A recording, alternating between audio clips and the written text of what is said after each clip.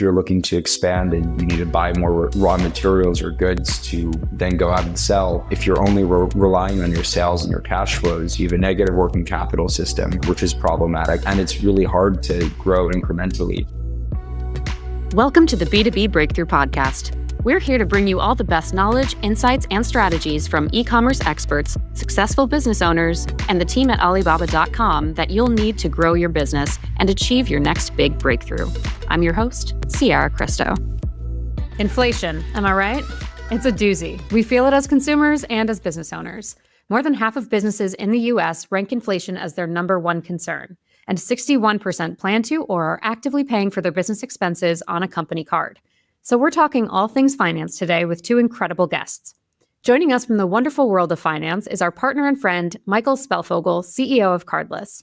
Cardless powers the new Alibaba.com Business Edge credit card that could be helping you offset business expenses. He's here to shed some light on how to contend with our current economic climate and build credit for your business. And sharing her insights and solutions for small businesses is my dear colleague, Yiran Li, who leads buyer benefit strategies to ensure smooth experiences on Alibaba.com. Yiran and Michael, welcome to the show. Thank you. It's nice to be here. We're really happy to have you. Now, we have a lot that we want to get into today, but I want to take a moment and just kind of set the stage for who our audience is, who the folks are that are using Alibaba.com. And in my 2 years at the company, I've met some really incredible business owners, and they've all got these diverse models powering their businesses. They're solopreneurs, side hustlers, inventors, designers. They all have different talents and backgrounds. So it's kind of difficult to paint them with this homogenous brush and say, business owners is one distinct group. But, there are a couple things that unify everyone. It's their drive. No one is complacent. I've never met a complacent business owner. And the second is this universal struggle with financing and funding and looking for the next grant or accelerator or whatever solution is available to them. And it is an ongoing struggle for a lot of them. So, Yiran, can you start us off here and help us understand a little bit more who the core users are on Alibaba.com? Absolutely, Sarah. So Alibaba.com serves a diverse range of business buyers. So we can generally categorize them into three main groups. So the first is the small and medium-sized business owners. So they are independent retailers, e-commerce sellers, and wholesalers who rely on Alibaba.com for bulk sourcing at a competitive prices. So many are entrepreneurs running their own online stores or brick-and-mortar shops. And the second type of buyers we see on Alibaba.com are those procurement specialists and special supply chain managers. So they are from larger businesses and organizations, and they often have dedicated teams responsible for sourcing inventory, raw materials, or components from global suppliers. And a third group of buyers we see are manufacturers and product developers, like they are inventors, designers, private label brands who use Alibaba.com to find suppliers that can help them bring their products to the market. They often customize or develop goods from scratch. So regardless of their business models, these buyers use Alibaba.com for efficient and cost-effective sourcing solutions that allow them to maintain competitive in this global market. And can you talk to us a little bit about how these groups of buyers are financing their sourcing? What are those common methods that they've been using to date? A lot of our small businesses are still paying the suppliers directly with credit cards, bank transfers, or digital payments like PayPal. So it's simple, but it can tie up a lot of cash. Second type of method we see is from suppliers, like a supplier give them a payment terms. So some suppliers, they do offer payment terms, but this usually depends on how strong the buyer's relationship is with that particular supplier. And the third type we see is business loans and credit cards. Many of our buyers, especially here in the US, use business credit cards or loans to help manage cash flow. A lot of the business owners lean on company cards, not just for financing, but also for rewards and expense tracking. And lastly, we also see a lot of buy now, pay later usage. So this is becoming a big deal in payment. Instead of paying everything up front, businesses can split payments into installments, making it easier to stock up the inventory without draining their cash flow. So at the end of the day, I think businesses are looking for more flexibility. They need financing options that keep operations running smoothly without putting too much strain on their cash flow. Totally. And this is, I mean, this is a unique example for our platform in terms of the breakdown, but looking for those flexible solutions is a much broader problem. So Michael, I want to come to you and talk a little bit more broadly about the ecosystem, and can you tell us a little bit more about the financing options that are widely available for business owners across the board? I think it's so interesting the vantage point Alibaba has and where the company sits. We found that the people using this credit card are largely in that first bucket. They're people that are sole proprietors, mom and pop shop. They're hustling and building a brand or running a small business at the same time. We do see that third bucket as well, folks that work for larger companies and are looking for distribution or building custom goods and materials. So online e-commerce providers, see people that build out custom shoe companies, apply for cards, things like that. And the common thread is people want rewards or people want cash flow benefits. And, in terms of what is the most impactful for businesses today, I'd say certainly one of those things, but that cash flow piece is probably the most important. The number one cited benefit we offer in our credit cards is 60-day payment terms. So you have longer time duration to pay for your charge on Alibaba.com when you use this credit card. So we want to make this the default method of payment. And for people that fit into those buckets, they're running their own business or they're working to source materials that, then takes time to sell and get cash flows from. We want to be able to help them with that financing at the same time. What is the biggest challenge with traditional payment methods that people have been facing prior to options like this?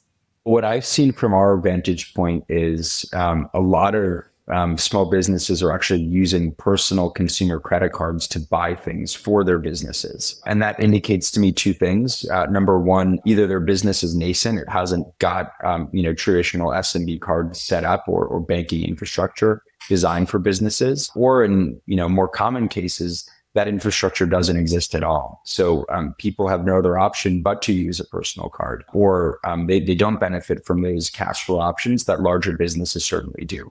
So this card in a way is meant to level the playing field. It's meant to empower brands and small businesses of all stripes and sizes to get access to critical financial products. So it's much more beneficial to a company in that position to put a charge on an SMB card, earn rewards, or use those cash flow benefits versus, an everyday credit card you use for personal expenses instead. Part of the perk, I would imagine, for a small business owner using a personal credit card in a situation like this is building those points and just trying to benefit from that in a business context personally. And there's some overlap there, I'm sure. And building your credit. Now, building your credit is something that we all understand as adults in the world, using personal credit cards. But how can having those benefits really work for you and for your business? What's at stake building business credit with a card like this? It's such a good question. And a lot of people don't realize this, but there are consumer credit bureaus. You've probably heard of them, Experian, Equifax, TransUnion. But then there are commercial bureaus too. SBFE is one that Cardless uses today. So the commercial bureaus do sort of the same thing the consumer bureaus do, but for small business use cases. So they look at your payment history, your business history, how much revenue you've generated, and your cash flows, and try and get a sense of your riskiness as a borrower on the commercial side of things. So when we underwrite customers today for Alibaba's business credit card, we're actually using both consumer credit as well as commercial credit. And for people that run businesses that are newer or that don't have business data, we'll actually help them build their business credit by furnishing good payment history to business bureaus, not just the consumer bureau. Interesting. Yeah, that's a distinction that I don't often make as someone who doesn't own a business and can't relate. I think it brings with itself its own set of challenges. And Yiran, I know you're really close to the business owners on our platform and how they're managing these situations. Beyond separating those finances and getting your house in order, how can you mitigate these challenges for our users? Or what are some tools and features that they can leverage to feel a little bit more secure in these massive purchases? Great question. Alibaba.com is all here like to provide a suite of protections and tools to really mitigate this kind of situations, right? So we are committed to making global trade easier and more secure for business owners. And we have several tools that, I'm going to mention it one by one. So first one is a trade assurance. So this is our building protection program that safeguards orders from payments to delivery. And the second tool that we offer is a flexible payment options. So beyond traditional methods, we've introduced solutions like buy now, pay later. So buy now, pay later really allows eligible businesses to defer payment while securing inventory today. So this is incredibly helpful for managing cash flow. And then the third tool that we provide is the Alibaba.com Business Edge credit card.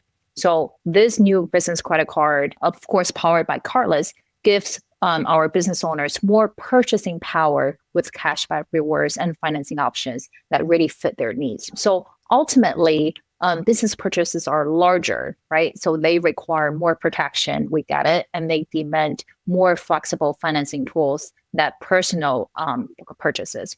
So our goal is really to provide these solutions to our business owners so they can focus on growth rather than financial roadblocks. I mean, growth is the cornerstone of all of this. It's the main driving factor. Are you finding that there is any reluctance to adopting a credit card, or if there's any bigger concerns around these flexible, maybe unfamiliar financing options for small business owners?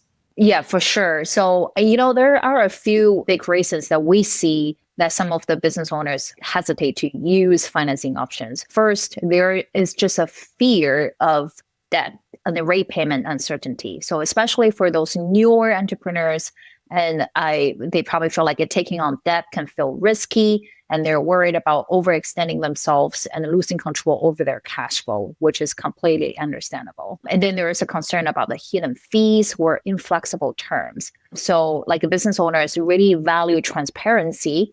And then traditional financing can sometimes come with a little bit complicated terms with fluctuating interest rate and surprise fees, which can make them wary of borrowing.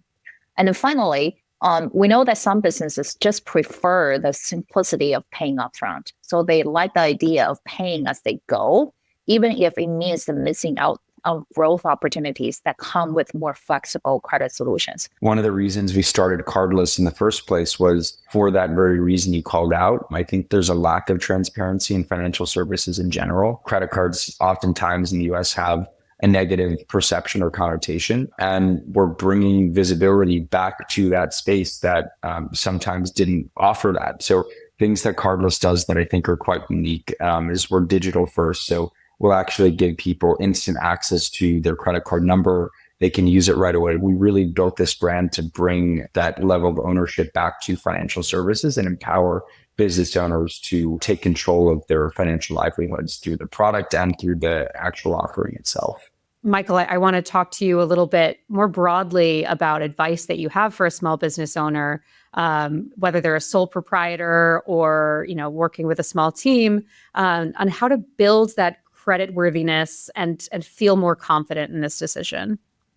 Yeah, it's such an important conversation. And I think it's one that people don't always have out in the open because there's definitely a stigma around credit, especially on the consumer side you have. So I think, the number one word of advice I have, and this is speaking as someone who has stringent credit cards, which I don't always love owning up to, but you get good context and experience from lending businesses like banks. I think managing your credit responsibly is the most important thing as a consumer and also as a small business owner. Debt is a very powerful thing. People know how to wield it to their advantage and use it to improve their cash flows, to get leverage on their businesses. But when mismanaged, it becomes incredibly problematic, and it can create systems and outcomes that are bad for people and for businesses. So I think that sort of use transcends consumer versus business. Using credit responsibly is really important.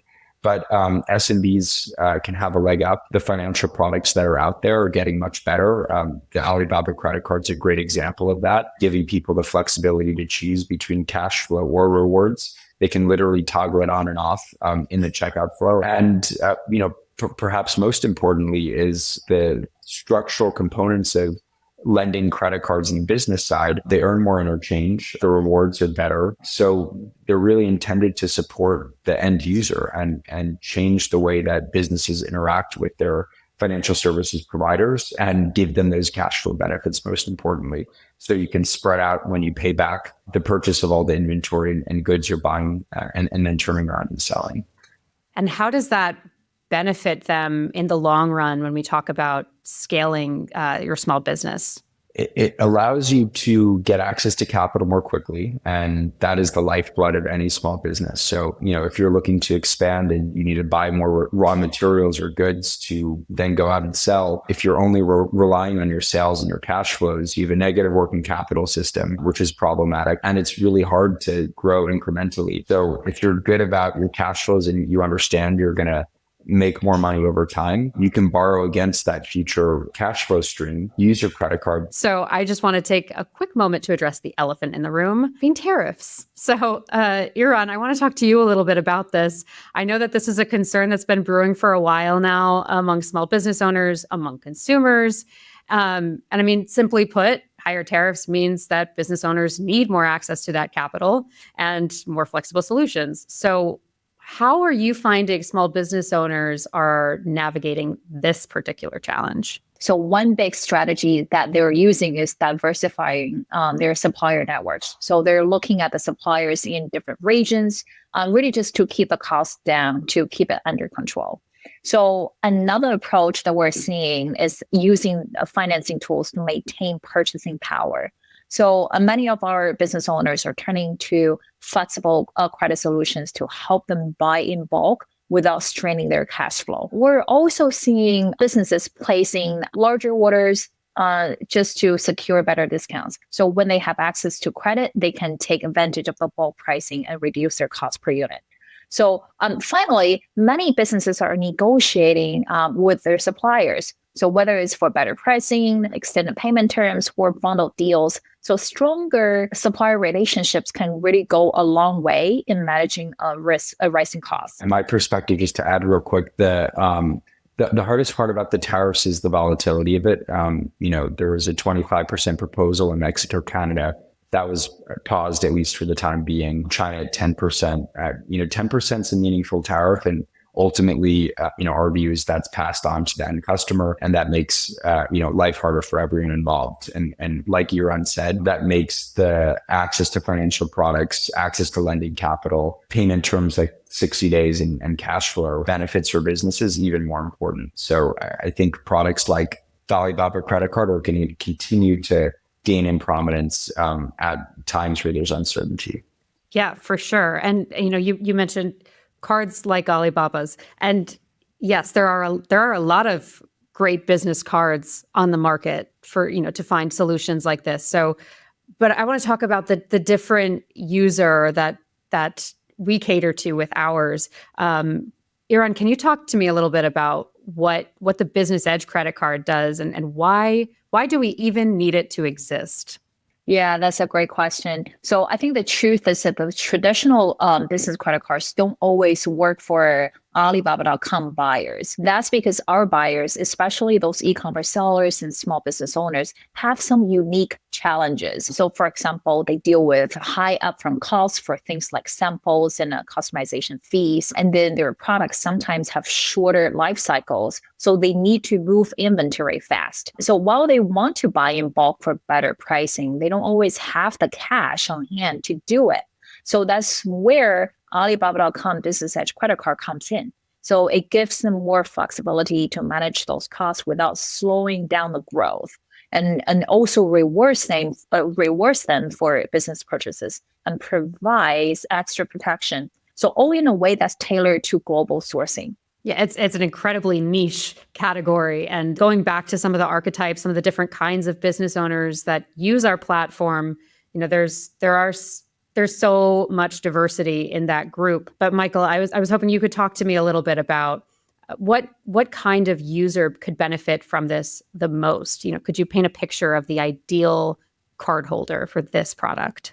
Yeah, of course. It's something we spend a lot of time thinking through as we craft the value proposition. Who is the intended audience? Who's going to get this? Who's going to benefit from this the most? Look at the benefits we're offering. If you need or you have a problem with your item, there's extended order protection on it. And there's the regular day-to-day rewards, which people come to expect, not just on Alibaba, but bonus rewards in different categories related to business, shipping and online ads and things like that. And then, of course, that 6-day payment term. So I think the people that benefit from this the most are small business owners that buy frequently in Alibaba. They're not doing this as a casual thing every year, every couple of years, but this is the go-to way that they're supplying their business. And they're coming back to Alibaba.com every few months or every few weeks to buy more. So that frequency is really important. Businesses that have a need for changing how their cash flows work, this product is great for. And if you combine it with the rewards and benefits the card offers, if you're a frequent Alibaba.com shopper, that's the perfect combination. Yeah, and so that long-term payoff comes into play here as well in terms of reshaping the way that your cash flow works and your entire financial setup. If you think about the small business owners that already are using the card every day, they're using a top of wallet. They want to get more rewards. They want to be more engaged with Alibaba. And for their business, the card's a game changer because it gives them the opportunity to really grow their business in a way that might not otherwise be possible. So we were just talking about this micro use case of a single user and how it benefits their business. Now, when we look at things from the Alibaba.com perspective, how does the use of this credit card with this audience reshape the purchasing habits and processes? What do you anticipate seeing from this user group as a whole moving forward? Right. So I think we're really hoping to see this group of buyers, first of all, have a good habit of using credit, right? We want to see them leaning more towards using the credit card, start using more flexible financing solutions. So I think that's really what we're hoping to see for these group of buyers. Great. Now, I want to pivot us a little bit to talk about the broader landscape again and the future of digital credit in e-commerce. Michael, you've been in this industry for a while, and you're so connected to what's happening in this space.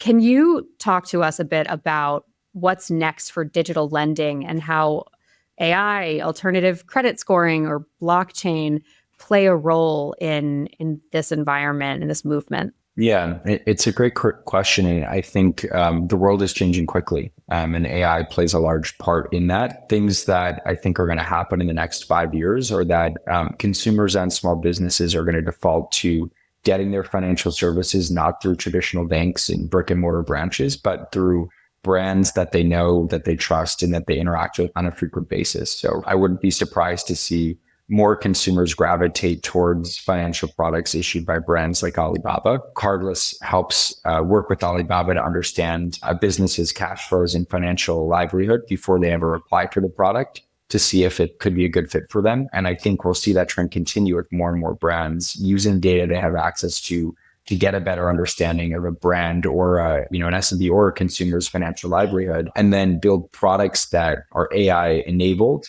to make that experience better, whether it's chatbots for customer service, whether it's better data sharing to give offers that are relevant to them and their business.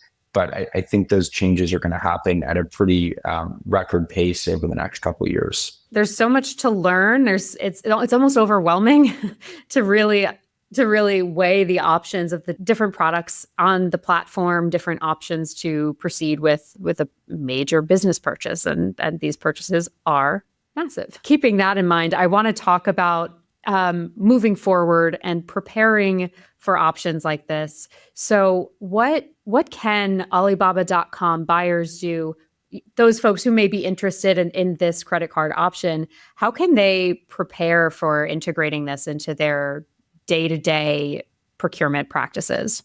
Yeah, I think two things. So the first, I think our buyers to really evaluate on their current purchasing and cash flow situations, really to understand what are they using, right? Like, do they have some cash flow constraints? That what strategy are they using now? What strategy can they using in the future? And two is really consider their growth goals, right? So if they're looking to scale their business, I mean, flexible financing options could help them tremendously in helping them secure inventory faster and then expand their product offerings. So I think buyers should definitely like evaluate their current situation and think about long term how they want to grow and where they want to be. Maybe in a year, in 3 years, and in 5 years. I want to come back to the buy now, pay later option as well, because we've seen that as an option in the marketplace from a consumer perspective since 2005. It's been around for a minute and it's been steadily growing in the past 20 years. So as that has been growing on the consumer side, have you seen B2B habits changing alongside that that buy now, pay later option? Has that been integrated more and more on the business owner side? And is that like a competitor to digital credit? Yeah, it definitely is. I mean, at its heart, buy now, pay later is just a moment in time financing option. And I think the reality is that there are a lot of different ways that people and businesses can finance things. The thing that I love about credit cards and what I think makes this company great is that we're not just building this one-time relationship with the customer where they say, I want to finance this big purchase, pay 6 installments and be done with it. We're actually trying to support them and build a product that is longer lasting. It's a credit card that works in perpetuity. So we're constantly giving them access to capital. Yeah, I would say like both buy now, pay later and the credit cards, they serve different purposes, right? So our buyers really evaluate and use both, but maybe for different scenario, different situations. For Alibaba.com, we definitely are seeing an uptick in terms of like the number of our buyers using buy now, pay later options. We've seen some successes there, but also at the same time, like what Michael said, what buy now, pay later cannot provide you is that long-term relationship, right? That rewards that built into the credit card. So simply put that way, like you don't get rewards or cash back from using buy now, pay later. So I think that's a unique feature that Alibaba.com Business Edge credit card can provide. Yeah, it's that forward-thinking mentality that's really helpful in scaling and in preparing yourselves for a prosperous future for your business, for sure. Now, speaking of the future, let's do some forecasting. I want to look 5 years down the line. Where do you feel that we will stand when it comes to payment flexibility for business owners? What does 2030 look like? I think it's going to look a lot like the world in China looks today. One of the reasons we called this company Cardless was because I met my co-founder, Scott, in Beijing. We were living on Peking University's campus. And in the span of a few years going back and forth from China, they went from a completely cash-focused economy to one that operated exclusively on things like Alipay, digital payments, and different lending opportunities. So I think the future is cardless, literally speaking, and it's probably sooner than you think. I think in the US, we're going to move to that same model where people are no longer using cash. They're probably not even bringing a physical credit card around. They just have their phone. And there's complete financial flexibility to finance a purchase at point of sale, to put it on a credit card, add in payment terms, turn those toggles on and off, and optimize for your lives in a really flexible way. Yeah, I think that's really cool, right? That kind of reminds me, I think this 2-3 years ago, I visited my mom in Beijing for the first time since pandemic. So I was shocked because I hadn't been home for, I want to say maybe 4 or 5 years. And that was my first time going back home. And then I literally couldn't pay for the taxi because the taxi driver doesn't accept cash payment. So that was crazy. And then, so I would definitely agree with that. And then even now, like, I use Apple Pay pretty much everywhere, right? Like on the merchants where accept Apple Pays, I pretty much just use it, just like so convenient. So definitely, I would say that convenience perspective will be the future, and also transparency and the flexibility, right? So like I'm sure that the buyers will have more and more flexible payment options in the future. So I'm really looking forward to it. The days of cash is king is behind us, guys. I think so. We're fully cardless. You called it, Michael. You you laid the foundation, predicted it. I love it. All right, awesome. Well, this has been a really helpful guide. I want to ask you both, Michael, starting with you, if there are any resources that you can recommend to folks where they can find you to continue this conversation and research. Yeah, our website is a bunch of resources. We have a blog. We have some educational material, taking a step back from cardless. And as much as I love our LinkedIn and all the content we put out, there are a lot of other bloggers that put out great pieces of information too. The Point Sky was actually the first place I ever worked. They have fantastic information, more from a consumer lens, but they cover business use cases as well. And I think that online ecosystem is really helpful in getting people set up and understanding how to build a business. Yiran, do you have any resources or tools on the platform that you would like to recommend folks before we wrap up here? Yeah, so we have a Buyer Central on Alibaba.com. So everything that buyers needs to know, like whether it's trade assurance related or payment related, everything can be found on Buyer Central. But on the same time, I know like Ciara and the wonderful marketing team has put together a lot of like podcasts. And we'll link all of this in our post here on social media. So be sure to follow us on Instagram, on LinkedIn, on Facebook, all the places, and we'll keep you posted with the good stuff. Promise. All right. Well, Michael and Yiran, thank you so much for chatting today. This was delightful. Thank you so much, Ciara. Thank you so much. B2B Breakthrough is produced by Alibaba.com. To find out how Alibaba.com is empowering its customers with the tools, services, and resources they need to grow their business, visit Alibaba.com. And then make sure to search for B2B Breakthrough on Spotify, Apple Podcasts, or wherever you find your podcasts. The Alibaba.com Business Edge credit card is issued by First Electronic Bank, serviced by Cardless. Terms and conditions apply to all features discussed here. Subject to credit approval, and applicants must have an Alibaba.com account in order to be eligible. Make sure to follow us so you don't miss future episodes. On behalf of the team here at Alibaba.com, thanks for listening.